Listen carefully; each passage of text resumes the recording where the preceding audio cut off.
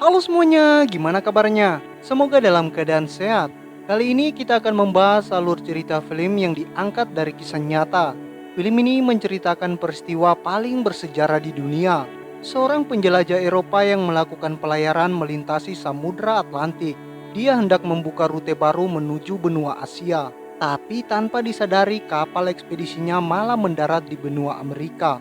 Oke, tanpa banyak bacot di awal kita masuk ke alur cerita filmnya.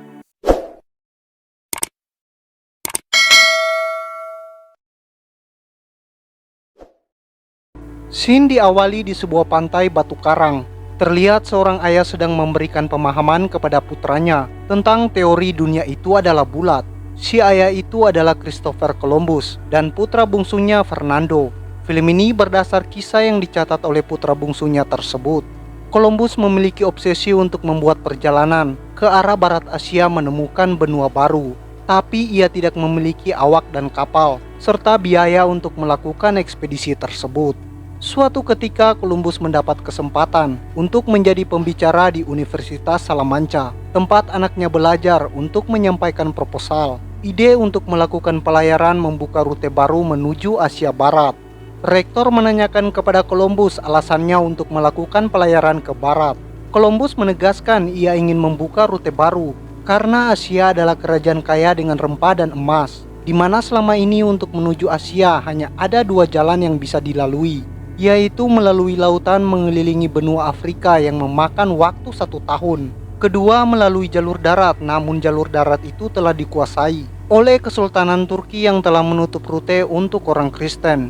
Columbus bertekad membuat cara ketiga, yaitu dengan berlayar ke barat melintasi samudra, walau jaraknya belum diketahui. Melalui teori berdasarkan perhitungan ilmu Toscanelli dan Edras, Columbus bertekad untuk membuktikan bahwa dunia itu bulat, di mana sebelumnya diyakini kalau dunia itu datar seperti meja. Di ujung dunia dijaga oleh para monster. Tapi rektor itu mengingatkan kepada Columbus untuk tidak mengungkapkan teori tersebut. Ini kalau ingin mendapatkan restu dari para petinggi Universitas Salamanca, karena mereka tidak segan-segan akan menghukum mati dirinya dengan cara dibakar. Columbus bersikeras dengan ambisinya untuk melakukan pelayaran ke barat. Cerita berpindah di Universitas Salamanca pada tahun 1492. Columbus sedang berada di tengah sidang dialog yang juga dihadiri oleh bendahara kerajaan Spanyol. Dia meminta persetujuan proposal ekspedisi yang akan ia lakukan. Para petinggi saat itu mengungkapkan pendapat mereka yang berbeda dengan Columbus. Mereka mengatakan pendapat teori ilmuwan Aristoteles, Eratosthenes, dan Ptolemeus, yang mana mereka memperhitungkan jarak lingkar bumi sekitar 22.000 liga atau lebih. Ini artinya samudra tidak bisa diseberangi. Columbus kemudian mengungkapkan teori Merinditiar, yang mana teorinya itu bertentangan dengan teori Ptolemeus. Merinditiar berpendapat lautan samudra hanya berjarak 750 liga. Perhitungan tersebut diperkuat ilmuwan lainnya, seperti Toscanelli dan Kardinal Prancis. Keduanya sepakat bahwa Merinditiar sangat akurat dalam perhitungan tersebut. Oleh karena itu, menurut Columbus samudra itu bisa diseberangi. Tapi peserta sidang mentertawakan pendapat Columbus tersebut. Saat itulah bendahara kerajaan Spanyol yang bernama Sanchez menanyakan kepada Columbus berapa waktu yang dibutuhkan untuk menyeberangi samudra, seperti yang dikemukakan dalam teori Merinditiar. Columbus mengatakan membutuhkan waktu 7 minggu, 6 minggu jika musim panas. Tapi pimpinan sidang saat itu membantah pendapat Merinditiar. Pendapat tersebut salah dan telah dikoreksi berkali-kali selama berabad-abad oleh ahli geografi terbaik di dunia. Ia mengatakan kalau pelayaran Columbus itu akan memakan waktu 1 tahun. Bendahara kerajaan Spanyol kembali menanyakan kepada Columbus apa yang bisa dilakukan Spanyol di sana. Dia mengatakan Spanyol akan bisa berdagang di sana, karena menurut Marco Polo, kekaisaran Cina termasuk kekaisaran terkaya di dunia. Bahkan ada bangunan mereka terbuat dari emas. Selain emas, tujuan pelayaran lainnya adalah untuk memperkenalkan Tuhan kepada mereka dan membuat mereka tunduk kepada Kastel dan Aragon. Tujuan utamanya adalah menjadikan wilayah itu menjadi kekaisaran Spanyol. Columbus meyakinkan kepada mereka Asia akan dapat ditemukan melalui pelayaran arah barat. Proposal Columbus itu mendapat dukungan dari bendahara kerajaan Spanyol. Dia melihat itu sebagai potensi untuk mengembangkan kekuasaan kerajaan Spanyol.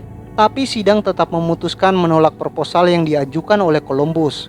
Ini karena Columbus adalah tentara bayaran dan teorinya bertentangan dengan keyakinan agama yang saat itu mereka yakini. Scene berpindah di Biara. Columbus menumpahkan kekesalannya di sana karena penantiannya selama 7 tahun untuk melakukan ekspedisi tersebut tidak disetujui. Hal ini menyebabkan ia berkelahi dengan para biarawan di sana. Ini menyebabkan ia harus menjalani hukuman berbaring di depan altar untuk penebusan dosa.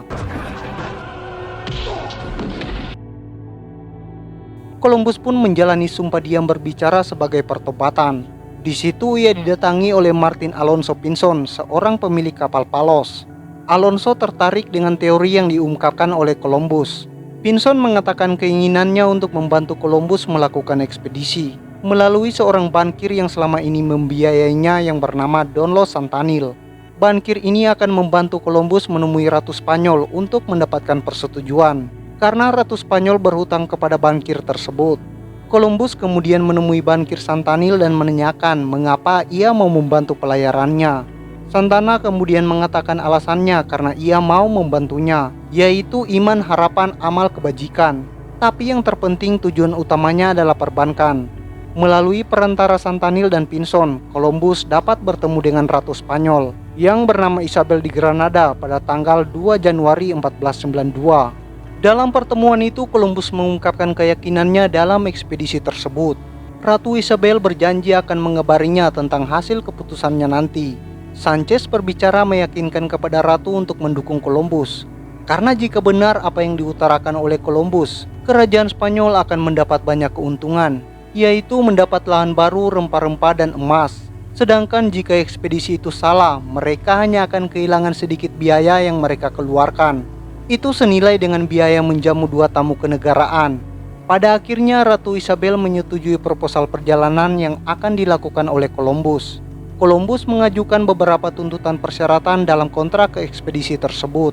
Dia ingin dianugerahi gelar bangsawan yang diwariskan terus-menerus kepada keturunannya, gelar Laksamana Agung Wakil Raja Hindia Barat, gubernur dari semua pulau yang ditemukan, menerima 1/10 dari semua kekayaan ataupun uang, permata berharga, mutiara logam, dan sumber-sumber keuntungan lainnya yang dibawa ke kekuasaan Columbus. Awalnya terjadi negosiasi alot dengan Sanchez perihal tuntutannya dalam kontrak tersebut. Karena menurut Sanchez tuntutan tersebut terlalu berlebihan. Columbus bersikeras apa yang ia terima sebanding dengan risiko yang akan dia hadapi. Isabel kemudian menyetujuinya. Pada tanggal 2 Agustus 1492 dilakukan persiapan keberangkatan ekspedisi Columbus. Saat itu Columbus melakukan pengakuan dosa kepada kepala biara. Dia mengaku berdosa telah berbohong kepada keluarganya, anak buahnya, dan semua orang mengenai waktu perjalanan yang ia katakan. Ini karena perjalanan akan lebih lama dari apa yang ia perkirakan, yang mana jaraknya bisa 2 kali lipat, bahkan lebih dari apa yang ia janjikan selama 7 minggu. Kepala biara itu menyuruhnya untuk memberitahukan kepada anak buahnya. Tapi Columbus melarangnya karena jika mereka tahu, tidak akan ada yang mau ikut ekspedisi tersebut. Dengan berat hati, kepala biara akhirnya memberkahi perjalanan ekspedisi itu. Pada malam harinya, mereka dilepas oleh anak, istri, serta ratusan keluarga. Kapal Columbus berangkat menggunakan 3 kapal layar berbendera kerajaan Spanyol. 3 kapal tersebut bernama kapal Pintar, Catalina, dan kapal Santa Maria. Kapal Santa Maria adalah kapal utama yang ditumpangi oleh Columbus. Di bawah pimpinan Columbus, ketiga kapal itu mengarungi Samudra Atlantik menuju Asia Barat dengan panduan kuadran penunjuk arah yang ia kuasai. Di suatu malam, kapten yang bernama Mendes mendatangi kamar Columbus. Dia menanyakan pertanyaan banyak anak buahnya. Bagaimana cara Columbus mengetahui posisi kapal mereka sejak meninggalkan daratan? Untuk menjawab semua keraguan anak buah Kapten Mendes, Columbus mengajarkan Mendes bagaimana menggunakan kuadrat untuk menemukan bintang utara, mengikuti 28 paralel yang ia lihat. Pada minggu ke-9 pelayaran, kapal-kapal tersebut belum berhasil mencapai daratan. Hal ini membuat para awak kapal menjadi gelisah. Kapten Pinzon yang juga merupakan pemilik kapal kemudian mendatangi Columbus. Dengan penuh amarah dia menganggap Columbus telah membohonginya. Kapten Pinzon meminta kepada Columbus agar mereka memutar balik. Dia merasa mereka telah tersesat dan diambang pemberontakan dari awak kapal.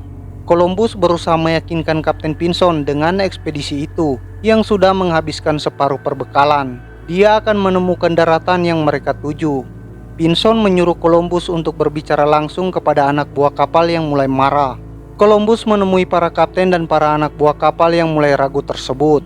Alonso berkata kepada Columbus kalau pelayaran mereka itu telah dikutuk oleh Tuhan. Columbus kemudian berbicara menyemangati mereka semua agar menghilangkan keraguan dalam diri mereka, karena mereka tak mungkin tersesat selama mereka meyakini Tuhan ada dalam diri mereka.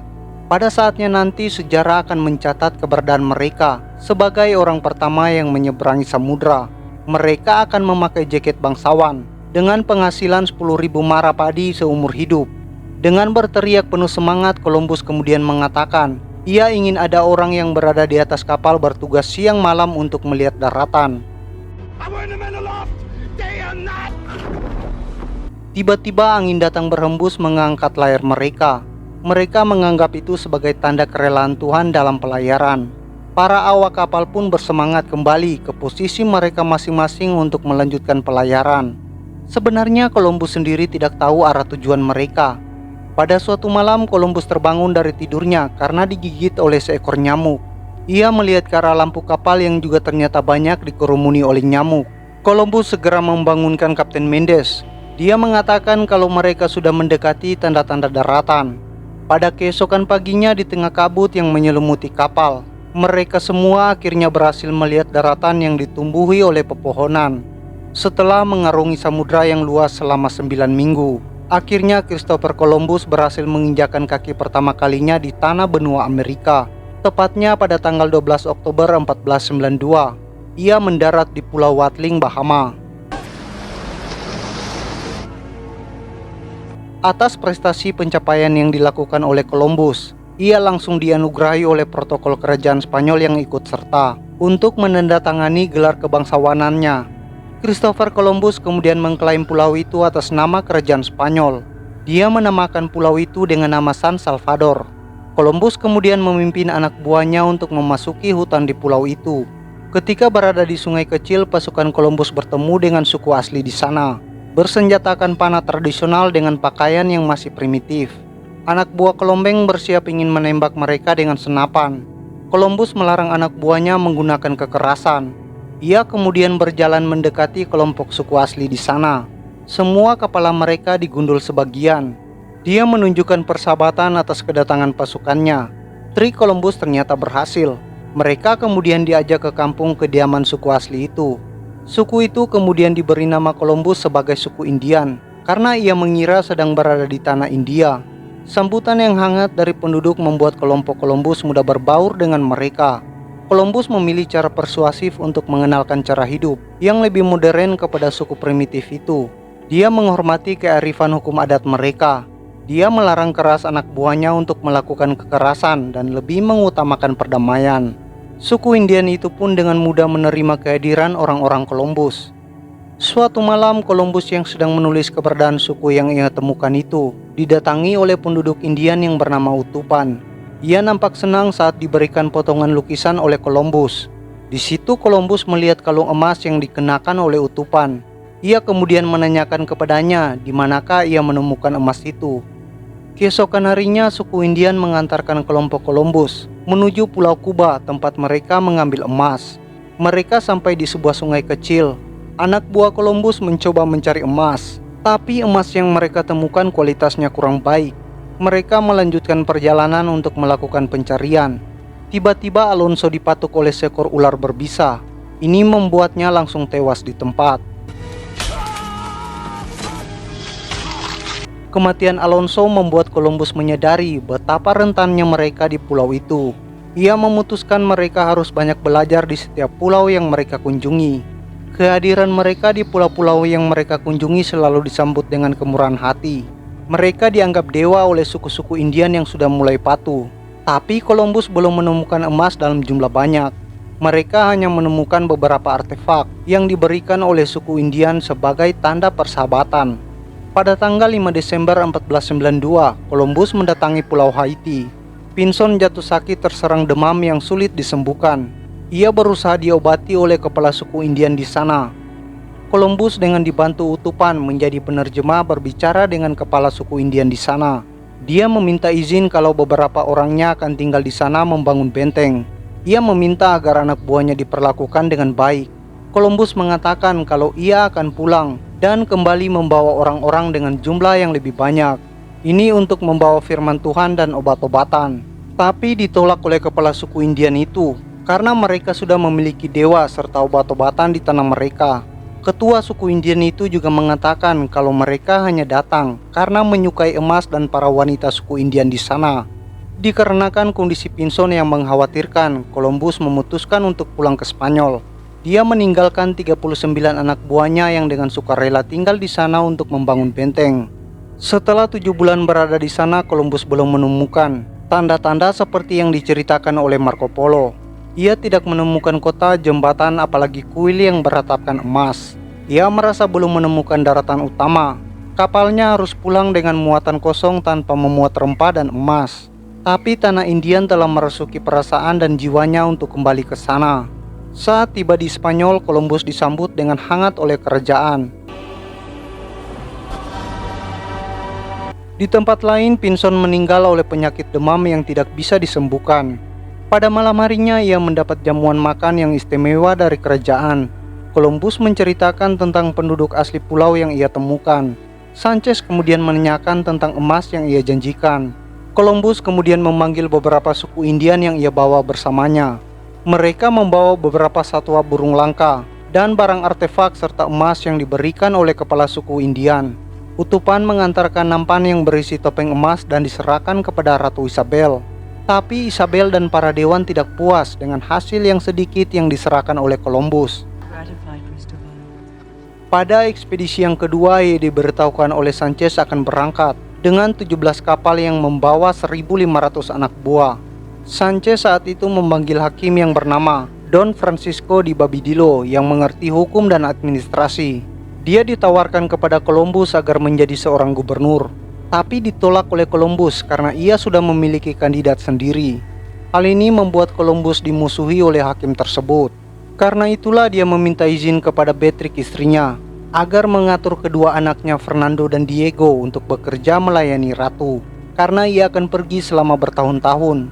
Walau awalnya istrinya menolak, tapi akhirnya ia menyetujuinya. Columbus beralasan kalau ia memiliki musuh yang sangat kuat di pengadilan.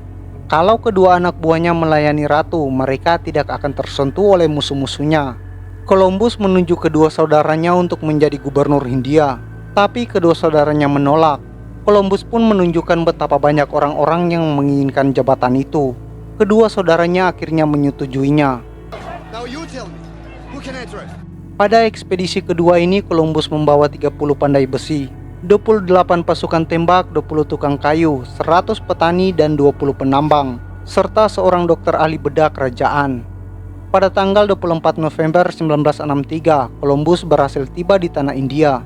Tapi kehadiran mereka tidak disambut oleh satu orang pun. Mereka mendatangi perkampungan yang ditempati oleh anak buahnya. Columbus mendapati semua anak buahnya telah tewas terbakar bersama rumah-rumah di situ. Mereka semua tewas diserang oleh suku Indian. Musika, pemimpin pasukan yang marah dengan kebiadaban suku Indian, berkeinginan untuk membalas dendam, tapi dicegah oleh Columbus agar mereka tidak ada yang membalas dendam. Jika mereka ingin selamat, mereka harus menuruti apa yang ia katakan, karena ia lebih tahu tentang suku Indian di sana. Mereka tidak mungkin berperang dengan suku Indian yang memiliki jumlah 10 kali lipat lebih banyak daripada jumlah mereka. Columbus mengatakan kalau tujuan mereka datang ke sana untuk menetap, bukan untuk memulai perang salib. Columbus kemudian mendatangi Pulau Haiti. Terlihat Musika menunggangi kuda perangnya. Utupan berusaha memanggil para suku Indian yang bersembunyi. Tidak berapa lama kemudian suku Indian bermunculan dari balik hutan. Mereka langsung mengerumuni kuda yang ditunggangi oleh Musika. Para suku Indian ini merasa aneh melihat kuda yang baru pertama kali. Columbus datang ke sana dengan semua pasukannya, menembakkan senapan mereka ke udara untuk unjuk kekuatan. Columbus kemudian menanyakan kepada kepala suku apa yang terjadi dengan anak buahnya. Kepala suku itu menceritakan kalau anak buahnya diserang oleh prajurit suku Caribes yang datang dari laut. Suku Indian melarikan diri ke gunung. Musikha tidak percaya dengan apa yang dikatakan oleh kepala suku Indian itu. Dia meminta kepada Columbus agar mereka membunuh semua suku Indian, tapi ditolak oleh Columbus. Ia kemudian menyuruh utupan untuk menerjemahkan kepada mereka kalau pasukan Columbus tidak akan menyakiti suku bangsa Indian, walau mereka memiliki kemampuan untuk melakukannya, asalkan suku Indian mau bekerja sama dan berdamai dengan bangsa Spanyol. Kepala suku Indian itu akhirnya menyetujuinya dan berjanji akan membantu mereka. Setelah perjanjian itu, Columbus memulai membangun kota pertama di Dunia Baru. Kota tersebut diberi nama Kota La Isabel. Pada September 1494, mereka berhasil membangun menara lonceng raksasa sebagai lambang kedatangan agama Kristen di Dunia Baru tersebut. Columbus menunjuk arsitektur Florentine dan Leonardo da Vinci sebagai juru tata kota. Bangsa Spanyol mencoba beradaptasi dengan kebiasaan suku Indian yang tidak makan daging. Mereka juga membangun pabrik tepung untuk kebutuhan bangsa Spanyol di sana. Tapi Musikha menunjukkan sikap yang arogan terhadap Columbus. Tahun keempat keberadaan bangsa Spanyol di tanah ini, Musikha memotong tangan seorang penduduk Indian yang bekerja di pertambangan emas. Ia menuduh orang tersebut telah berbohong dan menyembunyikan emas yang ada di tambang. Tindakan brutal Musikha ini telah membuat semua suku Indian bersatu melawan bangsa Spanyol. Kebiadaban Musikha telah membuat para suku Indian tidak mau lagi bekerja dengan mereka. Columbus kemudian menahan Musikha dan mencabut semua hak istimewa sebagai bangsawan. Dia akan dikirim ke Spanyol untuk diadili. Musikha menyampaikan kekecewaannya kepada Columbus karena ia bersama saudara-saudaranya telah gagal memimpin mereka menemukan emas dan surga duniawi yang ia janjikan dulu. Pada suatu hari, suku Indian membalas dendam kepada bangsa Spanyol. Mereka membunuh para pekerja di pertambangan emas dan menggantung mayat mereka di tiang-tiang penyangga tambang. Columbus kemudian memimpin pasukannya untuk menyerang suku Indian kanibal yang telah membunuh para pekerja. Peperangan ini menimbulkan banyak korban dari kedua belah pihak. Pada suatu malam, Musikha berhasil dibebaskan oleh sahabatnya dengan bantuan beberapa suku Indian. Musikha kemudian membakar balai kota dan bersembunyi di dalam hutan. Columbus dengan pasukannya kemudian memburu Musikha dan anak buahnya. Terjadi pertempuran yang cukup sengit.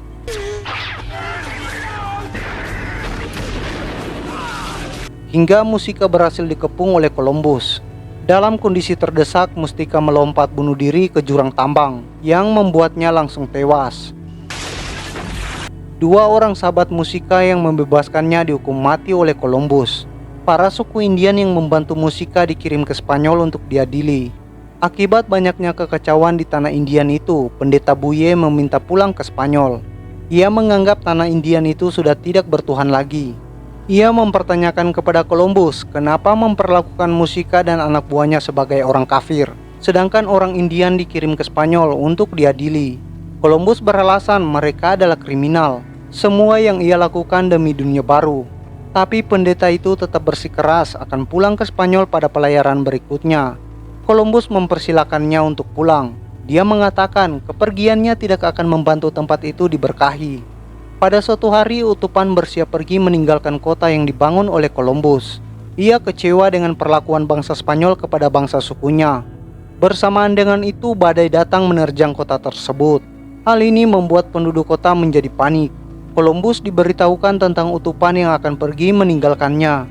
Ia berusaha memanggilnya dari atas balkon agar ia mau berbicara dengannya. Utupan mengatakan kalau Columbus tidak pernah mau belajar menggunakan bahasanya. Lalu dia pun berlari memasuki hutan. Hal ini membuat Columbus sangat bersedih. Sementara itu, badai yang datang semakin dahsyat dan meluluhlantakkan kota itu.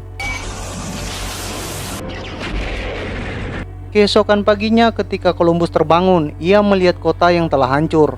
Banyak korban jiwa yang berjatuhan. Sementara itu di istana Spanyol, kabar kekacauan Dunia Baru akhirnya sampai ke Ratu. Columbus dituduh mengalami kemunduran dan kegilaan. Ia terbukti tidak mampu mengelola pulau-pulau itu dan melakukan nepotisme. Dia menunjuk saudaranya dan teman dekatnya untuk menempati posisi penting. Hal itu dianggap melukai kebanggaan dan martabat para bangsawan. Ia juga menjanjikan emas, tapi Columbus tidak bisa membuktikan janjinya tersebut. Columbus juga dituduh telah menarik pajak dari penduduk suku Indian dengan emas. Ia juga dituduh memaksa para bangsawan untuk melakukan kerja paksa. memperlakukan para bangsawan seperti layaknya budak. Dikatakan pula bangsawan Muisca memprotes perlakuan Columbus yang semena-mena. Ia pun dieksekusi mati oleh Columbus. Berita fitnah ini disampaikan langsung oleh pendeta Buye yang berhasil pulang. Sanchez mengusulkan kepada Ratu Isabel untuk mengganti Columbus. Dia dianggap telah gagal. Pada tanggal 15 September 1500, gubernur baru yang ditunjuk oleh Ratu Isabel tiba di kota baru. Gubernur baru yang ditunjuk itu adalah Don Francisco di Babidilo. Ketika bertemu dengan Columbus, ia segera menyerahkan surat pengangkatannya.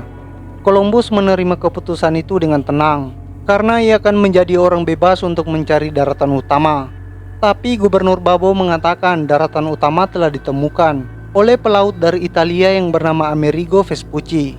Hal ini membuat Columbus sangat kecewa. Daratan utama yang selama ini selalu ia pikirkan telah ditemukan oleh orang lain. Ada juga berita buruk yang diterima oleh Columbus. Ia akan dikirim ke Spanyol menjalani hukuman penjara atas semua fitnah yang dituduhkan kepadanya. Pada bulan Januari 1501, tepat setahun Columbus menjalani masa tahanannya, ia dijenguk oleh kedua putranya Diego dan Fernando yang sudah dewasa.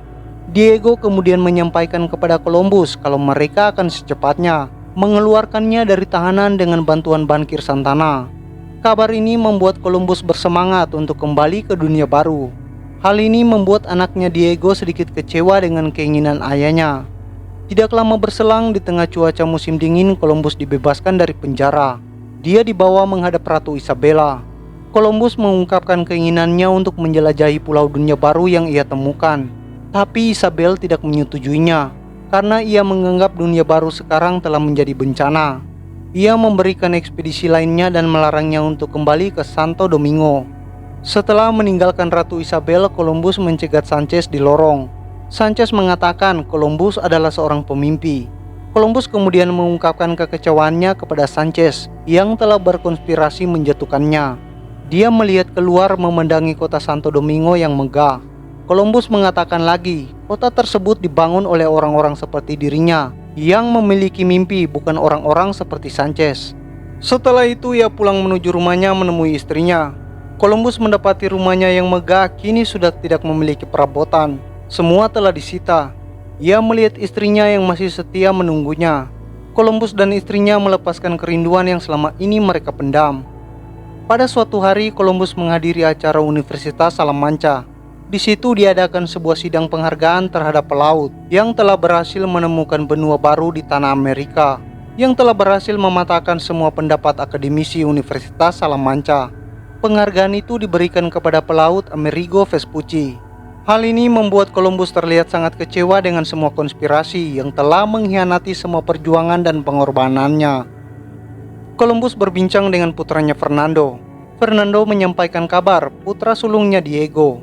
Dia sedang berada di pengadilan bersama Santana untuk mengembalikan hak-hak istimewa Columbus. Di antaranya rumahnya yang disita. Diego juga saat ini sedang mencoba berdagang mutiara di Santo Domingo. Columbus juga menerima banyak surat dari teman-temannya yang berada di Santo Domingo. Salah satunya dari Mendes yang ingin mengunjungi Columbus. Film pun tamat. Dari film ini kita bisa mendapat banyak pelajaran. Pemimpi besar akan mendatangkan keberhasilan yang luar biasa. Jangan berhenti berjuang untuk mencapai ambisi, asalkan jangan sampai mengorbankan hak orang lain. Dari film ini juga terkuak fakta-fakta sejarah yang selama ini belum kita ketahui. Oke, sampai jumpa di alur cerita film berikutnya.